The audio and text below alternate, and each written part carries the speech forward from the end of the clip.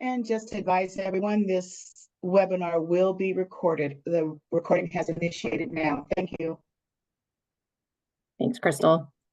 So for the 2024 NOFA, the funding available will be approximately $34 million through the Federal Small Cities CDBG program for the 2024 funding year. Next slide, please. So just as some housekeeping, the goal of this workshop is to go over the information that is not already in the existing training materials or in the NOFA materials. Please keep in mind that there are some there's some other webinars and trainings that have been posted on our YouTube page. So please make sure that you check those out if you haven't already. For questions, if a question is answered in one of our online training aids or is explicit in the NOFA or appendices, we will be directing you to those resources. And just as a process, staff will be recording any questions that we can't answer here and will be regularly updating an FAQ regarding the CDBG or regarding the NOFA and the CDBG program questions and updates to the eCivis application. Next slide. So what is new in this NOFA? I will tell you firsthand, there's a lot of new stuff and it's good stuff. So what is new? We now have a comprehensive list of eligible activities under this NOFA. We also have updates to the competitive and the OTC application process. We have added our housing and economic development programs. We have also updated the application process, the funding limits, and the total number of applications that are allowed per jurisdiction. Applicants must demonstrate compliance with BABA, the Build America, Buy America, as applicable to their applications. The 50% rule still continues to apply to any planning or public service grant, regardless of matrix code. And there's also been updates to documents for site control for all CDBG funded programs. Next, please. And for a second slide, for any homeless assistance activities, there is going to be a required membership in that local continuum of care. There's also permit requirements for competitive projects. As we all know, the authorized signatory for cities must be a mayor or mayor pro tempore unless there is an ordinance or code, designating another position. There is also a requirement for completing law and authority topic worksheets that must be included with all environmental review records, and all OTC applications must demonstrate readiness. So here is our tentative timeline. As we all know now, the CDBG NOFA was released on August 30th, 2024. Applications will be open starting October 29th, 2024. We are allowing that 60-day review now. Application deadline for competitive is December 30th. Application deadline for OTC will be when funds are exhausted or by December 30th, 2024. Again, the times are posted. I didn't want to really rattle those off. Contract execution for competitive will start in May of 2025. OTC will be a rolling basis starting in May of 2025 as well.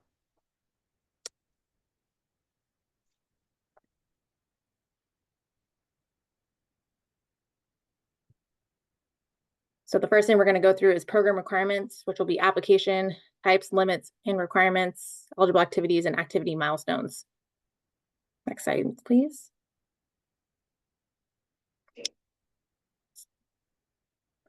So our application types will be, for competitive, we'll still have planning and public service, and OTC will include OTC projects, OTC programs, which includes housing program and the economic development program.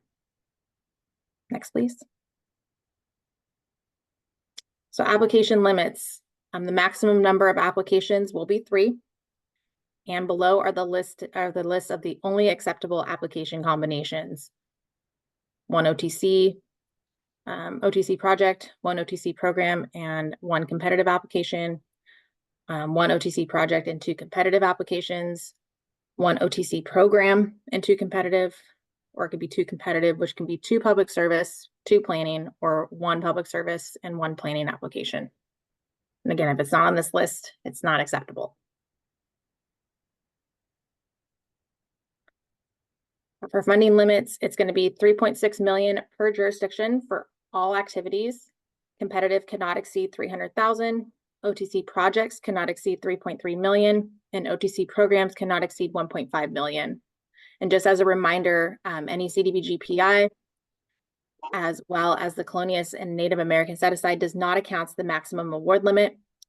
Applicants may request up to 7% of total funding for GA costs, plus 17% of annual PI receipts. And that's going to depend, again, as long as you have done your CDBG PI reporting. So that is going to be one of the things that you will need to make sure to do if you are going to be using PI. We do have a GA calculator. It's an Excel document that will be likely posted, I believe, on our when everything opens for the application, to ensure that you use the correct amount of GA, because it is based off the total of the activity, which is activity and activity delivery times 7%.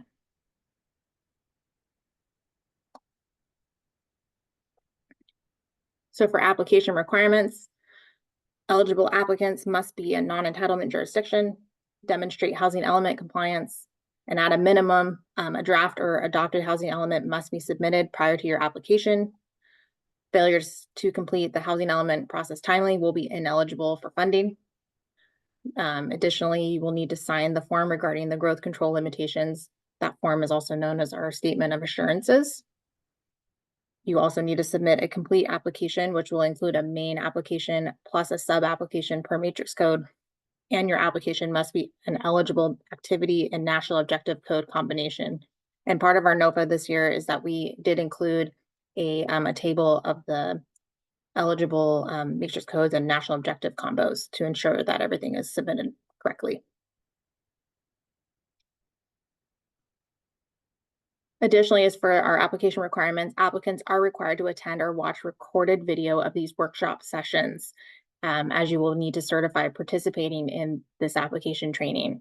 So some of these topics, which again, some of these have been posted already on our YouTube page, is resolutions, what is required and why, the public participation, completing the correct level of environmental review, pulling a debarment check, selecting the correct national objective and matrix code, writing a narrative and milestones, single audit, addressing racial equity in your CDBG funded projects and programs, completing the NOFA application and budget, which is coming up this next week, as well as this webinar, which is the 2024 NOFA review. So for eligible activities, under this NOFA, funds are provided as grants to non-entitlement jurisdictions for project applications for eligible CDBG activities. All CDBG funded activities must meet the following national objective, benefiting low and moderate income persons, or LMI. Applicants are expected to plan activities that will reduce disparities and increase racial socioeconomic equity in their communities. So federal and state law require CDBG costs to be eligible, necessary, reasonable, not to be used to supplement local and state resources, and be guarded against fraud. So just to kind of clarify, because again, we have the addition of economic development and housing programs as an OTC program. We want to make sure that we did list the acceptable program combinations for economic development and housing. So for this first slide here, this is the acceptable program combinations for economic development programs, which is 18A, 18B, and 18C. And again, same here for housing program. These are the acceptable program combinations, and we will go into a little bit more detail about the change with code enforcement in this next slide. So under this NOFA, code enforcement will only be made available under a housing program. So the big change for this NOFA in comparison to previous NOFA years is that if there is not an existing housing rehab program, the housing program application with code enforcement must include one of the housing rehab matrix codes, which is previously outlined on the last slide. The focus of code enforcement will be on health and safety issues in buildings and structures. And ultimately, this change kind of came from to gain compliance with HUD's intent for this type of program. Applicants with code enforcement must demonstrate a ratio of $1 in code enforcement to $2.50 of housing rehab.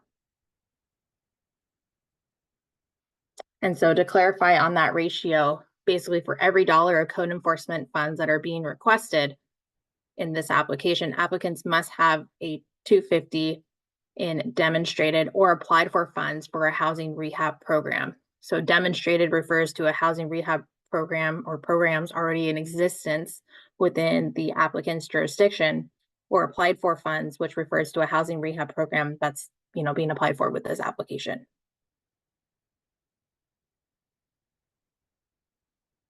And just to kind of go over the LMI national objective, that includes LMA, which is the activity is available to all the residents of a designated low mod income service area. LMC, activity provided to a specific group of eligible persons. LMCMC, activities that benefit micro enterprise owners and developers who are low mod income. LMH, housing activity provided to a specific group of eligible persons. And LMJ, which is the activity that creates or retains jobs for primarily low mod income persons.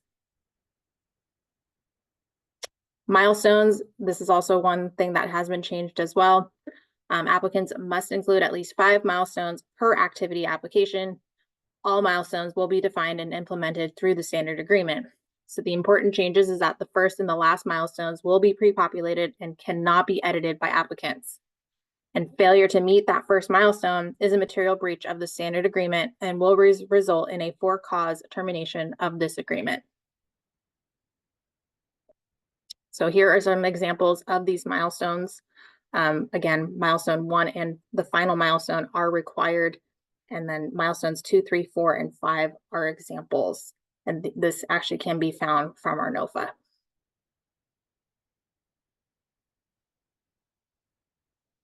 And this is where I will hand it off to you, Crystal.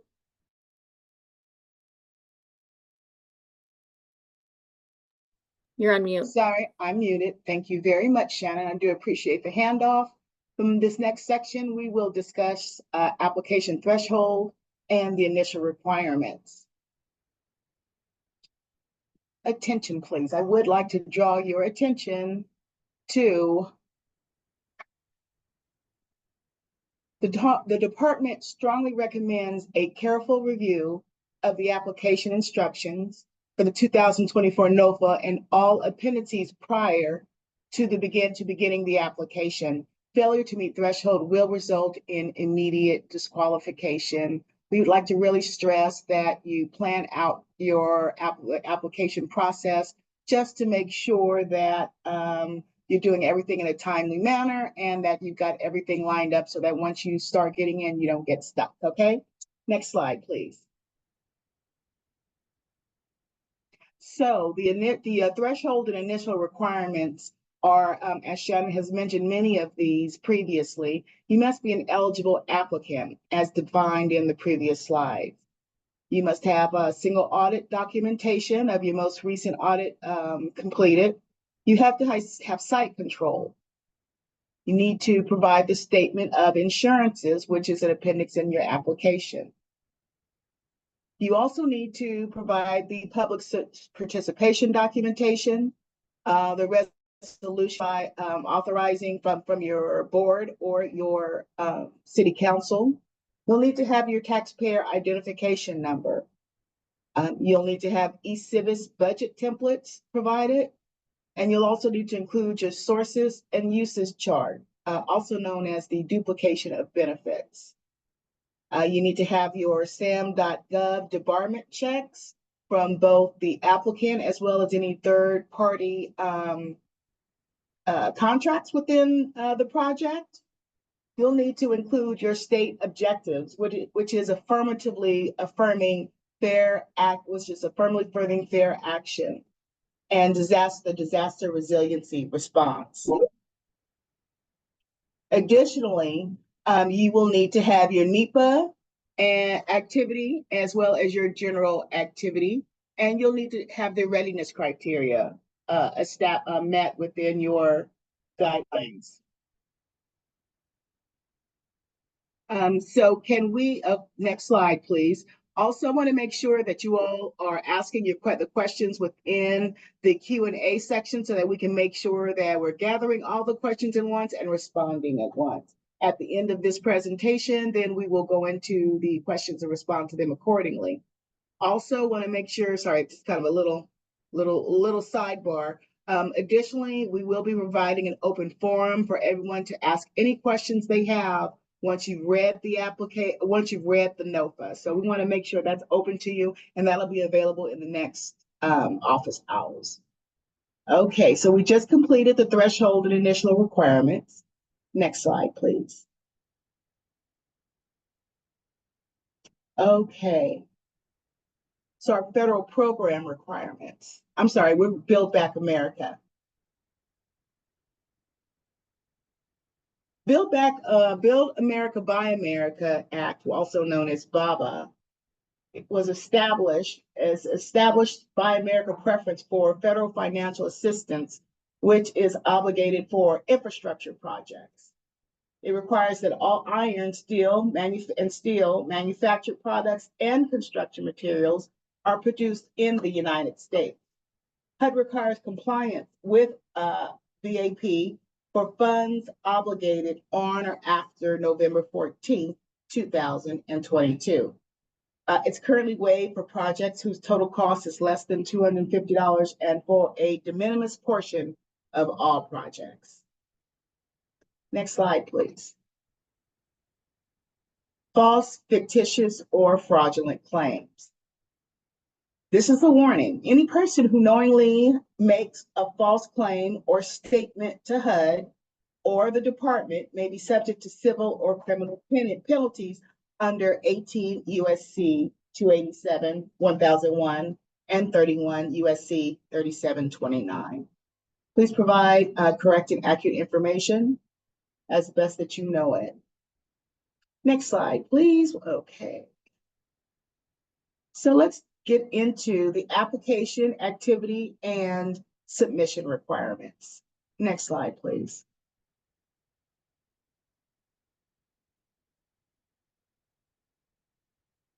Application activity requirements. The application certification and verification. The applicant must certify that the application is true and correct. The jurisdiction must be the applicant. Circumventing the application invalidates the submission. And when we're getting in talking about timely submission, again, please give plenty of time for reviewing and submitting prior to the cutoff date and at least several hours prior to the cutoff time. The submission deadline is until funds are exhausted or 60 days after application open date at 3 p.m. Pacific Standard Time.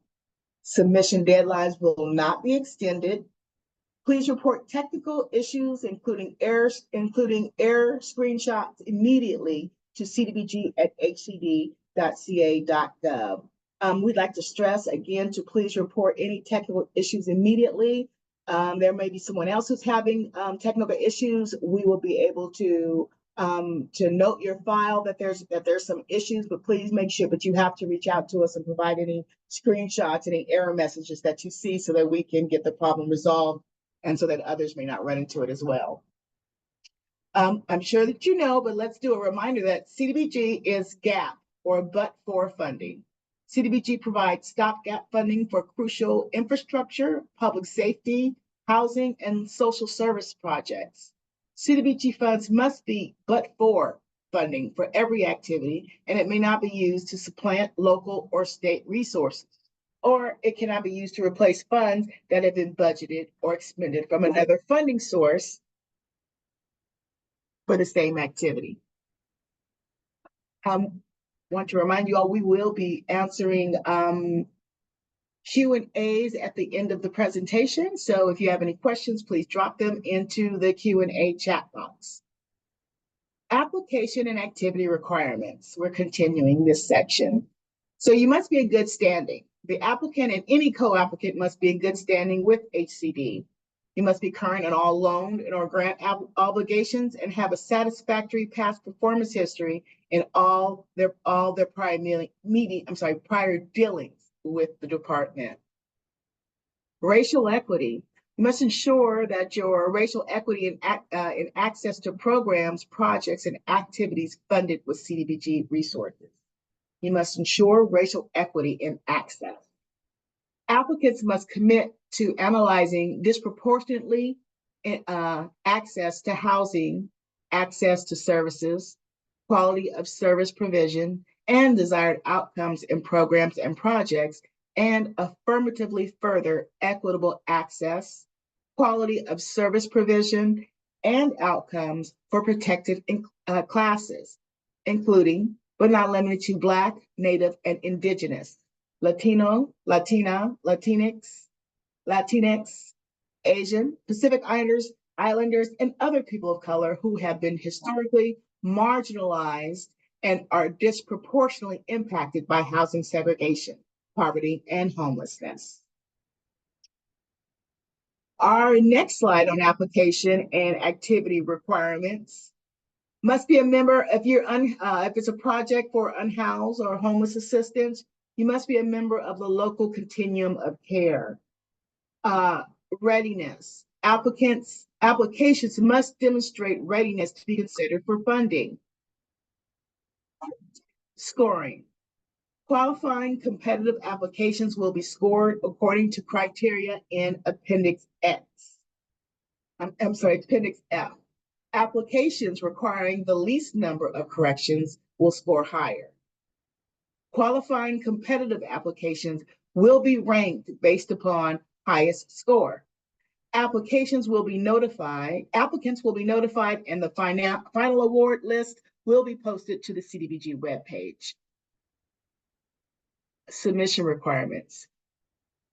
This question was floating around in the chat. So you have to certify attendance of workshops. You need to follow the instructions in the NOFA, the online application, and the CDBG program guidelines. Submit a correct and complete application. Refer to permitted application combinations. Please note, the official submission date time of the application is the time that both the main and the sub-application is submitted, whichever is later. Meaning if you submit a sub-application on November 1st, but do not submit the main application until November 14th, your submission date is November 14th. Every subsequent sub-application will have a submission date of the respective sub-application. Next slide, thank you. Application review, readiness and submission. Applicant review readiness. Applications must demonstrate readiness to be considered for funding. To be considered ready, a program will need to provide the following at application submission. You're going to need to provide the draft or final program guidelines. Your third-party contract is either secured, or a draft RFP, RFQ is to be released within 60 days of standard agreement execution. For housing and economic development programs and projects, you must have a marketing plan or strategy on your approach to the programs. Application review, submission. Submitted applications must be completed to be reviewed. A complete application consists of one main application plus one sub-application per matrix code. Again, a complete application consists of one main application plus one sub-application per matrix code. You need a sub-application per matrix code. OTC programs with multiple activity types, multiple matrix codes, will be considered as a single application. If awarded, it will be funded under a single standard agreement. Please participate in the live application and budget webinars on Tuesday, September 10th, 2024 at 2 p.m. for more information on the application and detailed information on the budget, the application's budget. Next slide, please. So for review and submission is continued.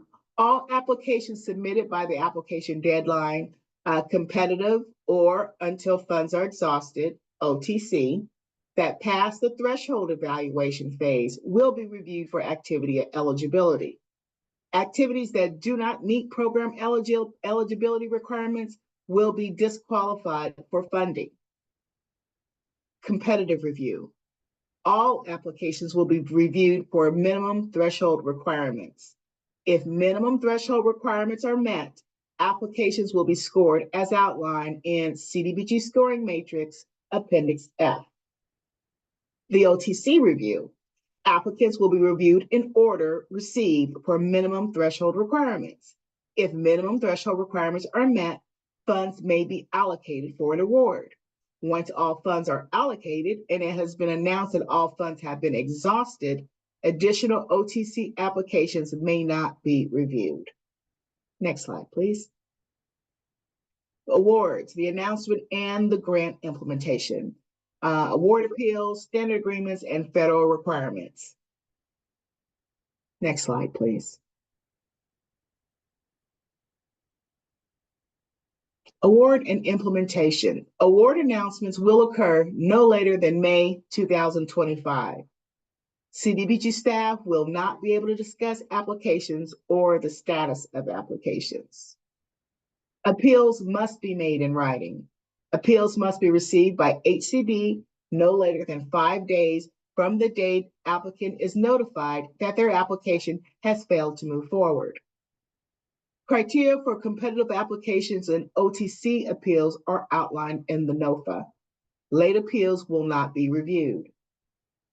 Regarding the standard agreements, a condition of award will be that a standard agreement must be executed by the awardee within 30 days, contracting period, of the awardee's receipt of the standard agreement. Once we've notified you, you must execute the contract within 30 days.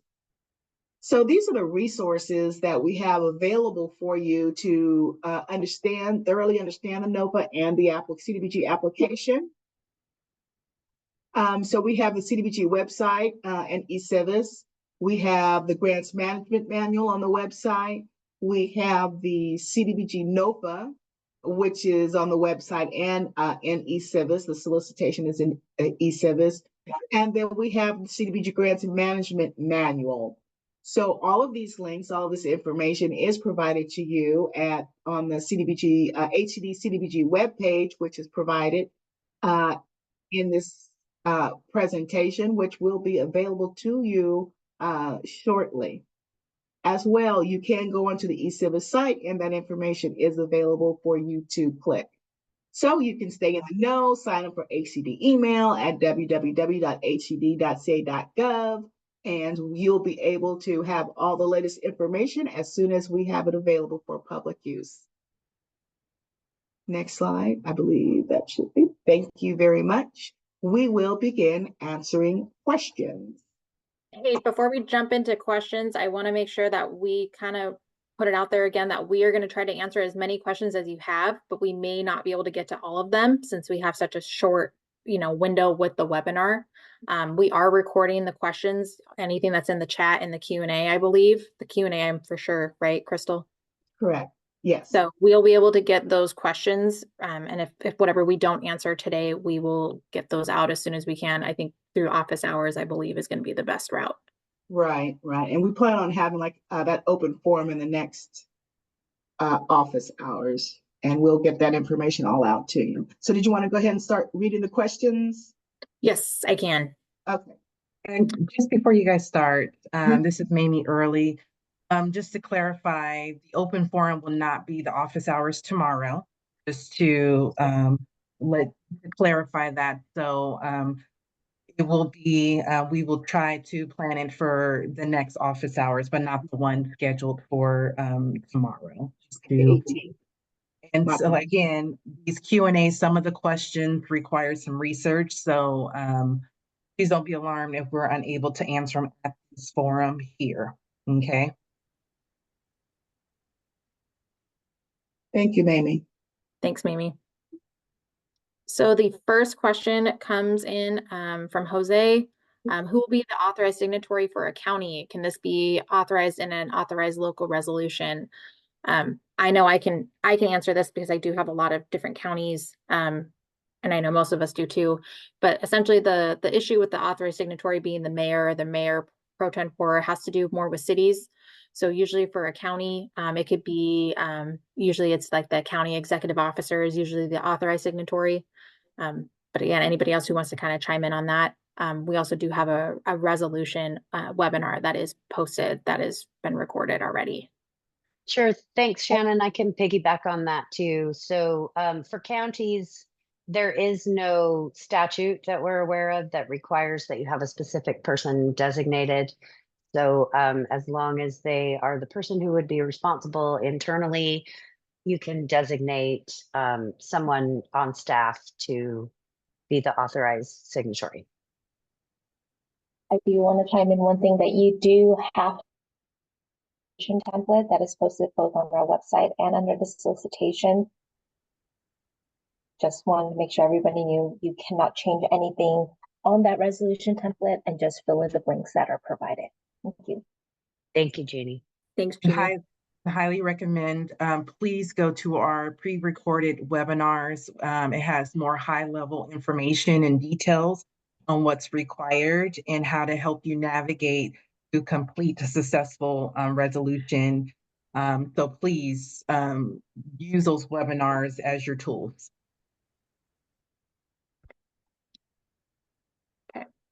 So for the next question is from Lori Adams, when you state comprehensive list, does that mean if the activity is not listed, then it's not allowed? And Jeannie, I know that you marked to answer this question. Yes, hi Lori, correct. If the national objective and matrix code is not listed in that list in our NOFA, then it is not eligible activity. And the next question comes from William Firth. Can I please have more clarification on the 50% spend rule? Do closed out public service grants in 2024 count towards the spend down? And can you confirm that the 50% rule is not based on activity code, but grant category? Mamie? Yes, I can answer that. To clarify, the 50% rule applies to competitive applications or planning or public services. If you closed out a grant, that means that you have expended that particular public service or planning grant. So it does apply to the grant category. So any public services or planning grants that you currently have open that has not spent 50% or more, then those are the ones that we are reviewing at the time of application. Thanks, Mamie. Does anybody else have anything that they'd like to add from the team? Okay. And the next question comes from Roxanne. Please provide us with what exactly is needed for the state objectives. It is not covered in the NOFA. I can go ahead and take this on. Hi, Roxanne, thanks for your question. On page 20 of the NOFA subpart K, you'll part of the threshold, you'll see just a paragraph that goes through that says the applicant must answer the questions regarding affirmatively furthering fair housing as well as disaster resiliency in the application. So there is a webinar that you can view, and it'll go through all the specifics of these state objectives, as well as which includes affirmatively furthering fair housing and disaster resiliency. And there's many questions that are in the application that will direct you through responding. But please view the recording and you will have a stronger understanding of those objectives. Thank you.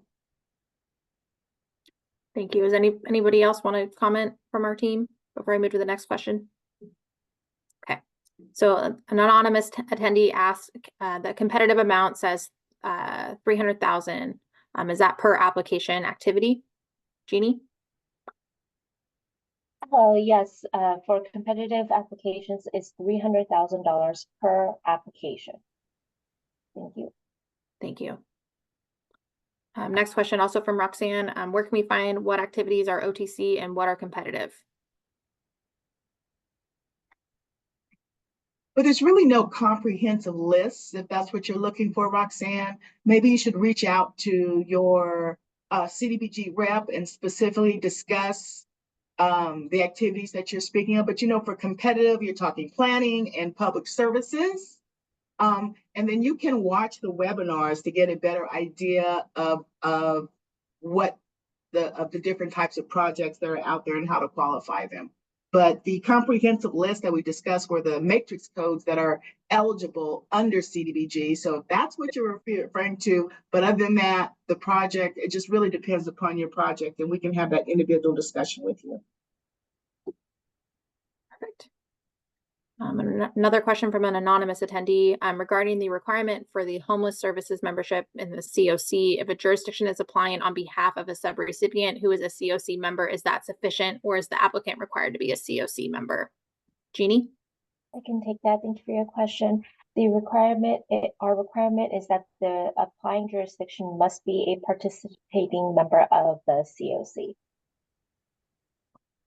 Thank you, Jeannie. Next question is from Chuck.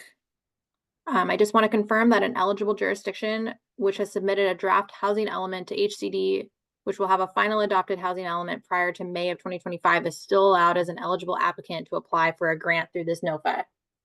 And Susan? Yeah, so just to make it a little more clear, hopefully, in order to apply, your jurisdiction must have submitted a draft housing element to HCD. That is the requirement. Before you can get into a standard agreement with HCD is when we need to have that final adopted and approved housing element. We do work closely with our policy division to make sure. So sometimes there's a little bit of wiggle room when it comes to getting into a standard agreement, but at a minimum to apply, a draft housing element must have already been submitted. So hopefully that clears it up for you.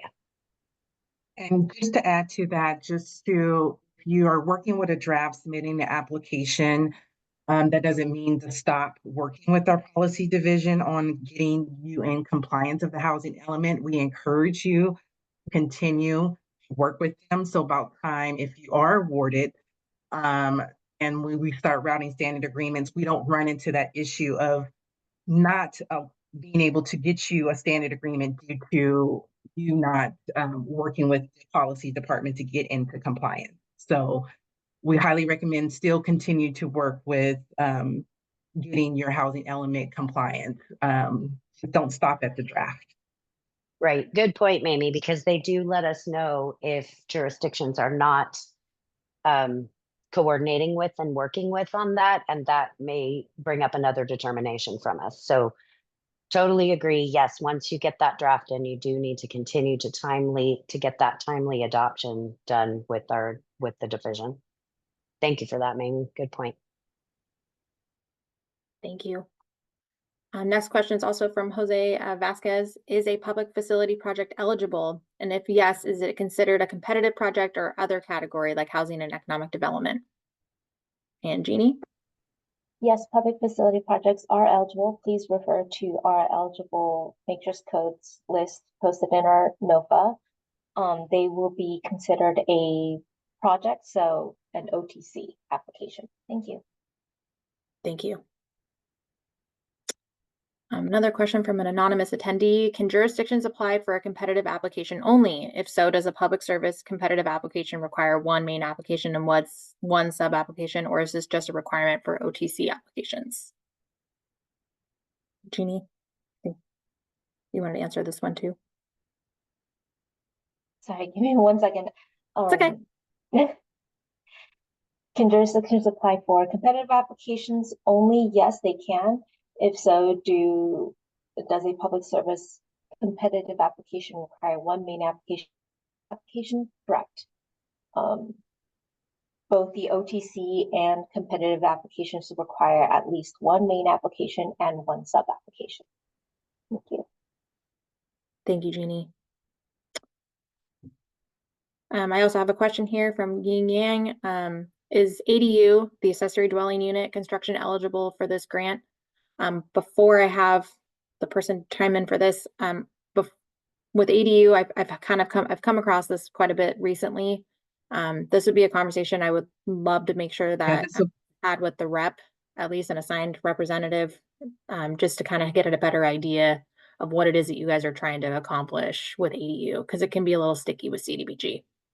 And there's other funding sources available other than CDBG that may be a better fit, but it does require a more detailed conversation, something that we cannot answer quickly. Because CDBG does not provide for new construction, and if that ADU, it could be considered new construction. That's really the hang up. We'll discuss it offline. I don't want to make that determination on this conversation for the NOFA. Thank you. Yeah, please reach out to the CDBG at hcd.ca.gov email, just so we can try to touch base with you about this.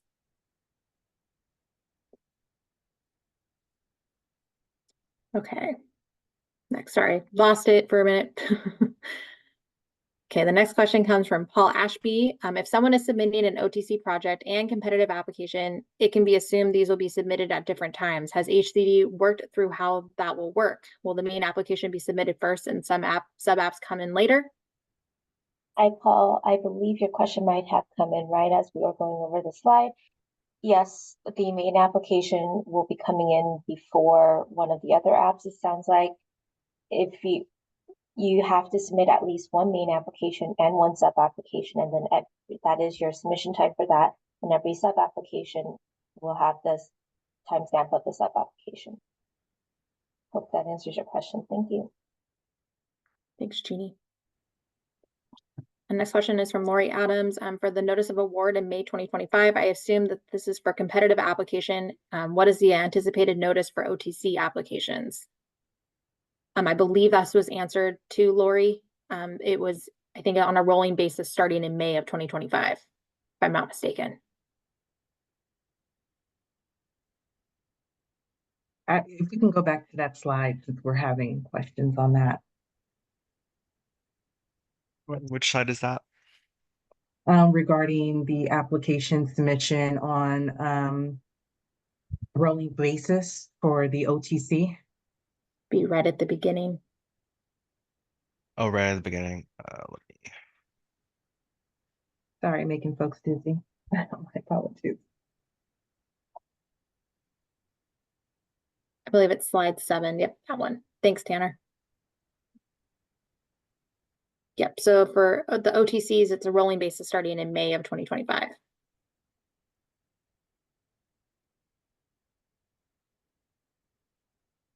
Okay. Next question is from Brandy.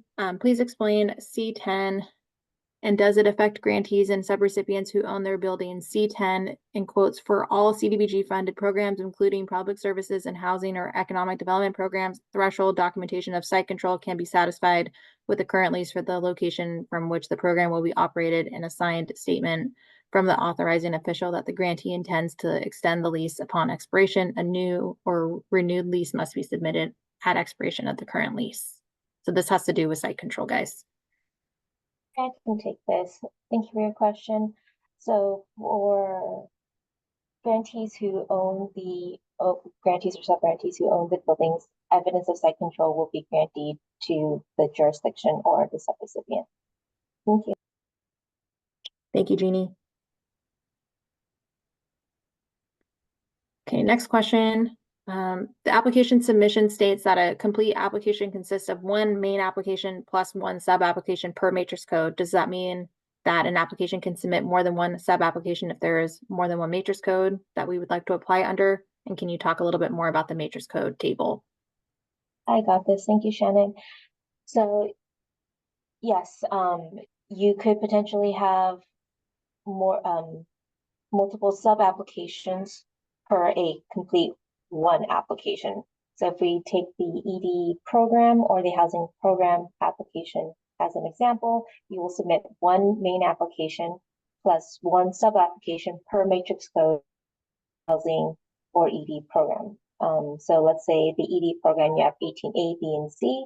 If you would like to apply for a microenterprise, or I'm sorry, a ED assistance program, you would submit one main application and then 3 sub-applications for each of the matrix codes you are wanting to apply for.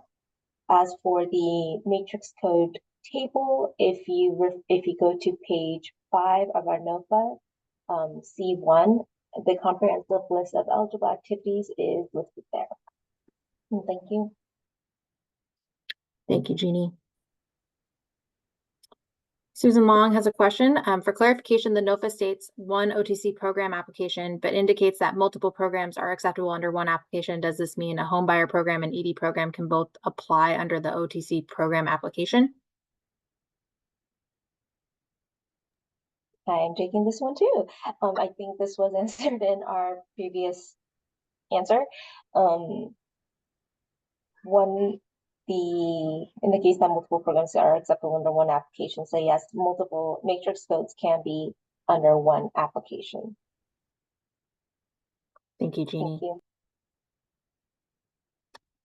Next question is from Ashley Martinez. Is this grant only for jurisdictions, or are public and private nonprofits eligible to apply as well? I guess that's me too. Sorry. Jurisdictions are CDBG is funding partners with jurisdictions only. We do not have applications for nonprofits or public or private entities. Thank you. Next question is from Roxanne. Can we get the questions before the application opens? Roxanne and Beth, you guys both had the same questions. I'll answer you guys both. We are working on getting the application questions ready and released for you guys to review. We will let everyone know during office hours once the questions are ready. Thank you. Just to piggyback off that, Jeannie, thank you for, as a side note, the application questions should just want to point out, it should be used as a guide. It's not necessarily going to be exact to what's on the application, but we do try to get you what we can to help you get prepared. Great, thank you. Anonymous attendee, are pre-approved ADU plans eligible? And I know we talked about this previously, but Mamie, go ahead. We'll provide some technical assistance in our office hours regarding ADU. So please sign up for office hours, the anonymous, so you can get that technical assistance, but unable to answer that question at this time. Thank you.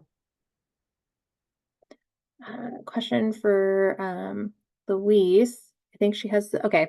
I'm going to skip the first one because I think it cut her off. So just for clarification, if a jurisdiction is submitting 2 competitive planning grants, they would both be under the same matrix code. So would they need to submit one main application and one sub application, or 2 sub applications?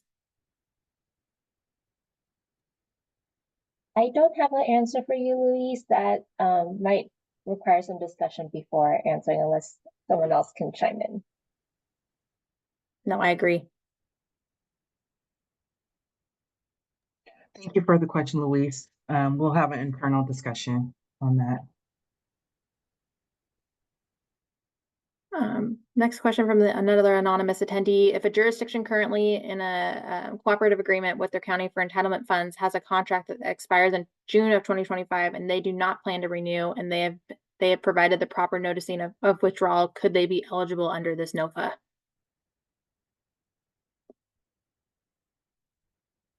I think this might require additional internal conversation as well. Mamie and Susan, what do you think? If you can send this question to our CDBG box inbox with a little bit more context of who the jurisdiction is, so we can be able to answer this properly.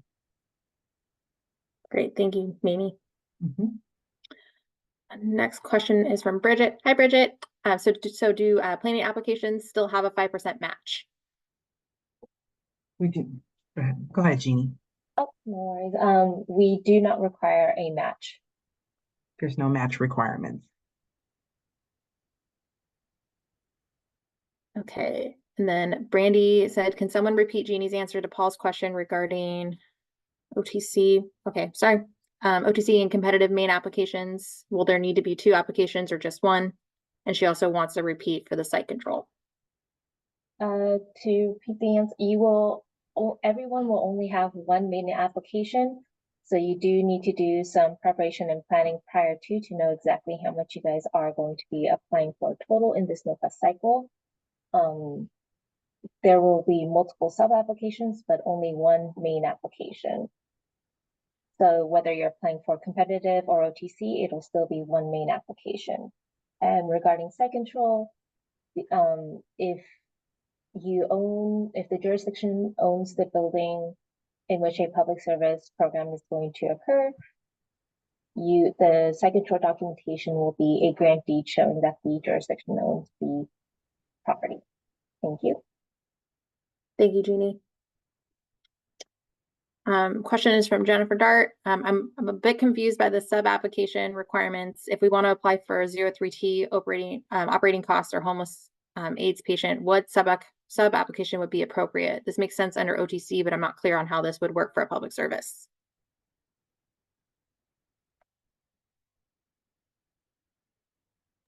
So I am rereading the question before answering. Give me just a minute here.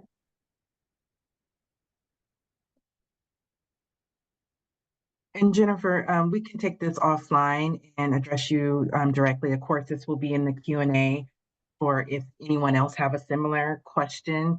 So Jeannie, don't feel obligated at this moment if we don't know for 100% sure, but we will have to take a look at the eligible activities and then go from there to be able to, this is more of a application specific question. So let's take this offline. Okay, and I will say public service applications will be under competitive and not OTC. I hope that helps. Thanks, Jeannie. Thank you. Thank you.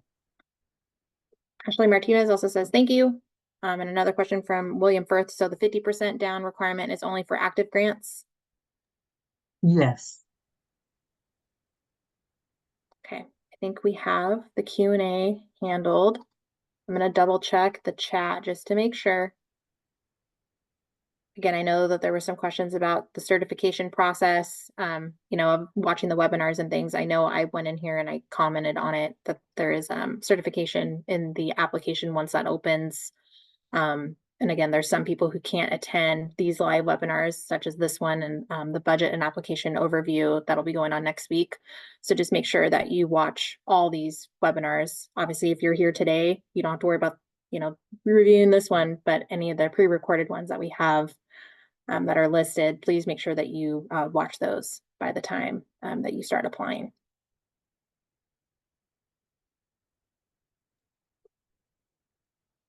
And just to remind everyone, you have opportunity to send questions through our CDBG inbox as well before the application opens to ask any questions. So please take the time to review NOFA completely, as well as take advantage of reviewing the webinars, the pre-recorded. They're very good, detailed, and we try to high level on those webinars to be able to help you submit a successful application.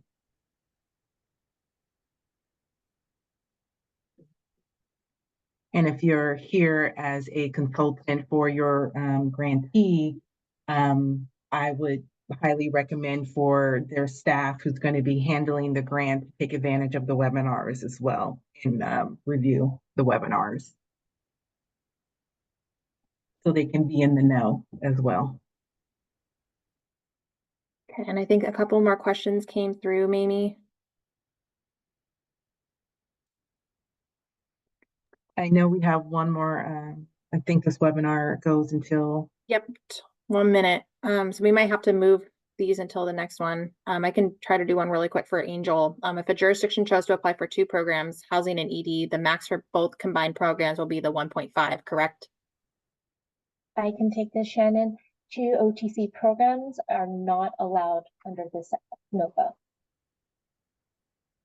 Yeah, take a look at the slide that has the different combinations, and I'm assuming we'll send out this webinar to everyone and to have it as an example to reference when you're making decisions on what applications that the grantees are going to apply for. Also, take a look at page 12 of NOFA. I believe this is section 3, letter H, if I'm not mistaken, for the different types of applications you can do and cannot do combination. Thank you. And then for Janet and Brandy, since again, we're already kind of over time, please, I would recommend maybe contacting your assigned wrapper specialist to see if they can help answer your question. The CDBG box, please. Yeah, and Yes. oh yeah, CDBG box. Yes, thank you. Yeah, Thanks, the CDBG box, because we want to be able to share these Q&As with the rest of everyone that is applying for the NOFA, so it can be fair and for everyone to hear these questions and get the responses, the answers as well.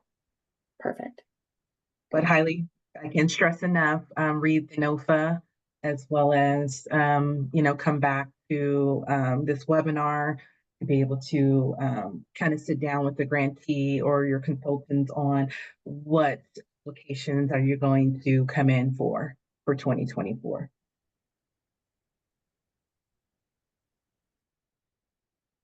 Great. Well, I think we are done for today. Thank you guys for coming. I hope you have a great rest of your Tuesday and short week. Thank you. Thank you guys. Thanks, everyone. Thank